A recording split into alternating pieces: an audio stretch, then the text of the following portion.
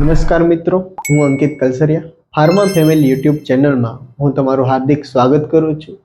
તો મિત્રો, આજે આપણે ઘણા સમય પછી એક નવા ટોપિક સાથે મળ્યા છીએ અને જે યુવા પેઢીને ખૂબ જ લાભદાયી વિડીયો બનાવેલો છે. તો મિત્રો, વાળમાં ગ્રોથ વધારવા માટે શું કરવું જોઈએ, વાળને ખરતા અટકાવવા માટે શું કરવું જોઈએ અને વાળ શા માટે આછા મતલબ કે પાતળા થતા જાય છે, આ દરેક વસ્તુનું સોલ્યુશન આજે આપણે આ વિડીયોમાં જોઈશું. તો વિડીયોના અંત સુધી બન્યા રહેજો. દરેક પ્રકારનો ટોપિક હું તમારી સાથે શું કરવું જોઈએ, શું ન કરવું જોઈએ, આ તમામ વસ્તુઓ જો તમે ફોલો કરશો તો તમારા વાળના ગ્રોથમાં 100% રિઝલ્ટ જોવા મળશે. તો મિત્રો, વાળના ગ્રોથ માટે શું કરવું જોઈએ, કયા કયા સ્ટેજની પ્રોસેસ થાય છે, એમાં વાળ ન વધવાના મુખ્ય કારણો શું હોય છે, એના માટે ખોરાક કેવો લેવો જોઈએ, એમના વાળના ગ્રોથ માટે આપણે સામાન્ય ઘરે કેવી પરવરિશ રાખી શકીએ, એટલે કે ઘરેલું ઉપાય કેવા કેવા કરી શકીએ, એમાં વપરાતી દવા કઈ છે અને એમને માટેની મહત્વની નોંધ એટલે કે શેની કાળજી રાખવી જોઈએ. આ દરેક વસ્તુ હું તમને વિડીયોના અંત સુધી જણાવીશ. તમને આ વિડીયો દરમિયાન જે કંઈ જણાવું એ માહિતીનું પૂર્ણપણે ખ્યાલ રાખશો તો તમને 100% રિઝલ્ટ તમારા વાળમાં જોવા મળશે. તો મિત્રો, વાળમાં ગ્રોથ કઈ રીતે થાય? વાળમાં ગ્રોથના 3 સ્ટેજ હોય. પહેલું છે એનાજેન સ્ટેજ, બીજું છે કેટાજેન સ્ટેજ અને ત્રીજું છે ટેલોજેન સ્ટેજ. આ એક સામાન્ય વર્ડ છે. એનાજેન સ્ટેજમાં શું થાય છે કે એમાં વાળ વધતા જાય છે, કે આપણા માથામાં બ્લડ સર્ક્યુલેશન જેટલું વધારે એટલો ગ્રોથ વધતો જાય. એના પછી છે કેટાજેન સ્ટેજ. કેટાજેન સ્ટેજમાં વાળનો ગ્રોથ અટકી જાય, એટલે કે ત્યાંથી વાળનો ગ્રોથ થતો નથી. અને ટેલોજેન સ્ટેજમાં આ વાળ પૂર્ણપણે પરિપક્વ થઈ અને ત્યાંથી મૂળમાંથી દૂર થઈ જાય છે. એટલે કે એનાજેન સ્ટેજમાં વાળમાં બ્લડ સર્ક્યુલેશન દરમિયાન એમાં આવતા તંતુથી જે જોડાયો હોય, આ તંતુથી એનો ગ્રોથ અપ થતો જાય છે, એમાં ગ્રોથ હોય. પછી છે કેટાજેન સ્ટેજ. કેટાજેન સ્ટેજમાં અહીંયા તમે જોઈ શકો છો કે આ છે વાળનું મૂળિયું અને આ છે પેલો તેનો તંતુ, તે ત્યાંથી દૂર થાય, એટલે કે ત્યાંથી એનો ગ્રોથ અટકી જાય છે. અને એના પછી છે ટેલોજેન સ્ટેજ. ટેલોજેન સ્ટેજમાં પૂર્ણપણે વાળ આપણા ચામડીથી દૂર થઈ જાય. ટેલોજેન સ્ટેજમાં પૂર્ણપણે વાળ આપણી ચામડીથી દૂર થઈ જાય. તો મિત્રો, વાળ ન વધવાના મુખ્ય બીજા કારણો શું હોય? તો આ તમે સામાન્ય રીતે પણ ક્યારેક વિચારતા હો તો તમને જાણવા મળશે કે એમાં વિટામિન્સની કમી હોય. વિટામિન B12 છે, વિટામિન D છે અને આયર્નની કમી. આયર્નની પણ કમીના લીધે વાળમાં ગ્રોથ જોવા મળતો નથી. તમે સ્ટ્રેસ લ્યો છો, ટેન્શન વધારે લ્યો છો, તો એ પણ એના માટે જવાબદાર છે. કેમિકલ યુક્ત અત્યારે તમે જોવા જાઓ તો હેરસ્ટાઇલ માટે લોકો અલગ અલગ પ્રકારના શેમ્પૂઓ, અલગ અલગ પ્રકારની પ્રોડક્ટ માથામાં નાખતા હોય છે. અલગ અલગ પ્રકારના જેલ કે વાળ ચોંટેલા રહે, હલે ને, આ બધી વસ્તુ ધ્યાનમાં રાખવી પડે છે. અમુક બોડીના હોર્મોન્સના લીધે પણ વાળનો ગ્રોથ અટકી જતો હોય અથવા તો વાળ ખરવાની સંભાવના વધી જતી હોય. તો એમાં બીજું છે કે પ્રોટીનની કમી. પ્રોટીનની અમુક પ્રોટીનની કમીના લીધે પણ વાળનો ગ્રોથ અટકી જાય. એમાં ખોરાક શું શું લેવા જોઈએ? દૂધ બને ત્યાં સુધી ઘરનું વાપરો, બહુ જ સારું રહે. દહીં ઘરે જ બનાવીને તમે કરી શકો છો, ખાઈ શકો છો. લીલા શાકભાજી, જો તમારે ગામડે રહેતા હો તો પોતાના ખેતરના શાકભાજી બને એટલા ખાઓ. ફળાદી તો ખાવા જ જોઈએ ઓલવેઝ, એમાં જ પ્રોટીન સૌથી વધારે હોય. પાલકની ભાજી ગામડે ખૂબ પ્રખ્યાત હોય છે, પાલકની ભાજી ખાઓ. બદામ છે, અખરોટ છે, આ તમામ વસ્તુ ખાવાની. અને સૌથી સારી વસ્તુ છે મગફળી.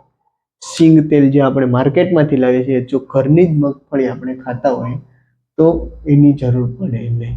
સોયાબીન, ખજૂર અને બીજું છે ઈંડા, જે લોકો ખાતા હોય એમના માટેના જ છે.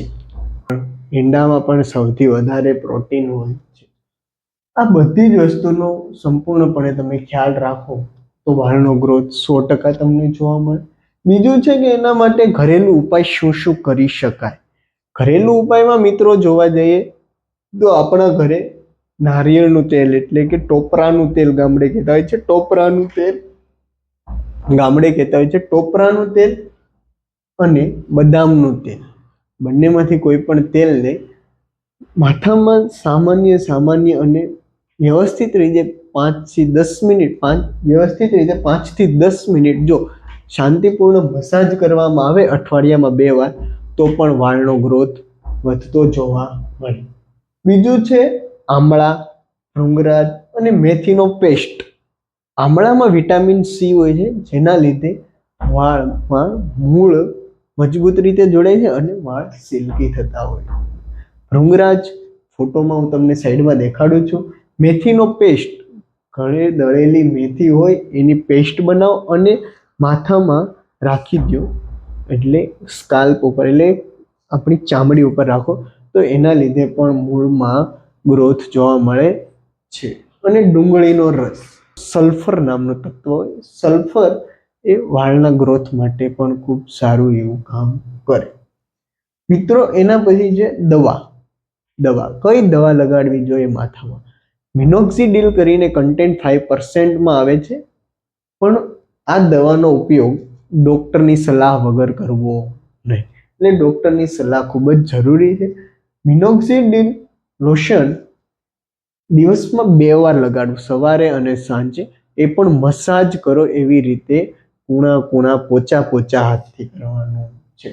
અને આનું રિઝલ્ટ તમારે જોતું હોય તો ઓછામાં ઓછા 3 થી 4 મહિના કન્ટિન્યુ ડિસિપ્લિન સાથે તમારે મસાજ અને દિવસમાં 2 ટાઈમ લગાડવું ફરજિયાત બને, ત્યારે રિઝલ્ટ જોવા મળે. અને મિનોક્સિડિલનું મુખ્ય કામ છે કે બ્લડનું સર્ક્યુલેશન વધારે.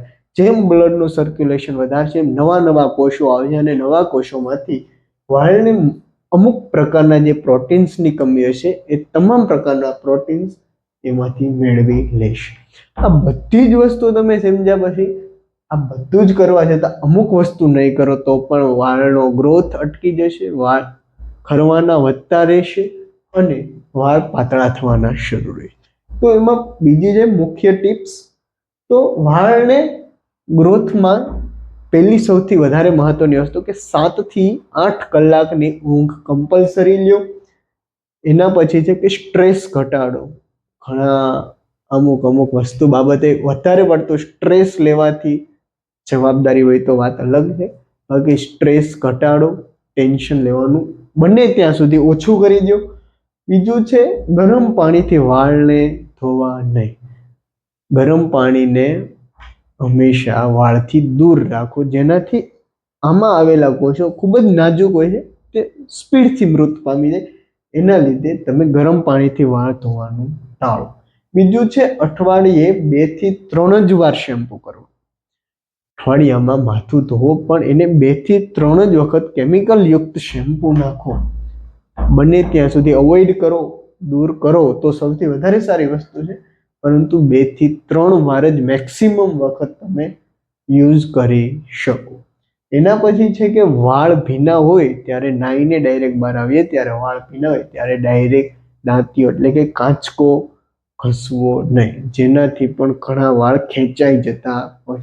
આ દરેક વસ્તુ સમજવા લાયક હતી.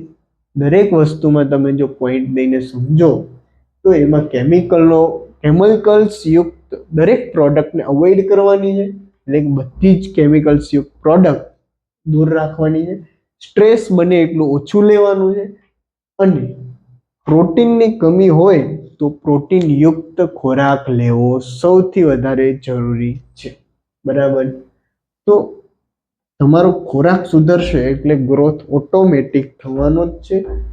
બને ત્યાં સુધી ઘરેલું ઉપાયનો ઉપયોગ કરશો તો લગભગ વાંધો નથી આવતો. અને જો વધારે જ પડતી તકલીફ હોય તો ડૉક્ટરની સલાહ લેવી અને મિનોક્સિડિલ સોલ્યુશન ડૉક્ટર લખી દેશે એનો પણ સચોટપણે ઉપયોગ કરવો. એનું રિઝલ્ટ 3 થી 4 મહિનામાં તમને ધીમે ધીમે દેખાતું જોવા મળે છે. સૌથી મહત્વની વસ્તુ છે આ 3 સ્ટેજ, બરાબર, કે વાળનો ગ્રોથ કઈ રીતે થાય છે. જ્યારે વાળ ખરી જાય છે તો જેટલો એનાજન સ્ટેજ વધારે એટલો જ તે વાળનો ગ્રોથ વધારે હોય. પછી કેટાજન, કે જ્યારે ગ્રોથ અટકે છે તો એનો સમયકાળ ખૂબ જ ઓછો હોય છે, 2 અઠવાડિયા સમથિંગ હોય, એનાથી વધારે ના હોય. અને ટેલોજન એટલે કે જ્યારે ખરવા માંડે ત્યારે એના નીચેથી નવા વાળ પણ ઉત્પન્ન થતા જોવા મળે છે. તો મિત્રો આ વિડીયોમાં ખૂબ જ વ્યવસ્થિત રીતે જો તમે ડિસિપ્લિન સાથે ફોલો કરશો તો તમને 100% રિઝલ્ટ જોવા મળશે, બરાબર છે. અને અત્યારની યુવા પેઢીમાં સૌથી મોટો પ્રશ્ન છે કે અમારા વાળ ગ્રોથ નથી થતા. તો મિત્રો તમે બને ત્યાં સુધી ઉજાગરા ઓછા કરો. આ બધી જ વસ્તુને તમે ધ્યાનમાં રાખજો અને અંતે આ મહત્વની ટિપ્સ પણ તમારે ધ્યાનમાં રાખવાની રહેશે, તો તમને 100% રિઝલ્ટ મળશે. થેન્ક યુ મિત્રો. તો જો તમને આ વિડીયો પસંદ આવ્યો હોય તો લાઈક, શેર અને સબસ્ક્રાઇબ કરવાનું ભૂલશો નહીં. આવા જ બીજા જીવનને ઉપયોગી તમામ પ્રકારના ડેટા સાથેનો મહત્વનો ઉપયોગી વિડીયો પણ આપણે ટૂંક સમયમાં બીજો પણ લાવશું. અને આપણી યુટ્યુબ ચેનલમાં હરેક થોડાક સમય દરમિયાન નવા વિડીયો દ્વારા તમને નવી માહિતી મળતી રહેશે. Thank you. જય હિન્દ, જય ભારત.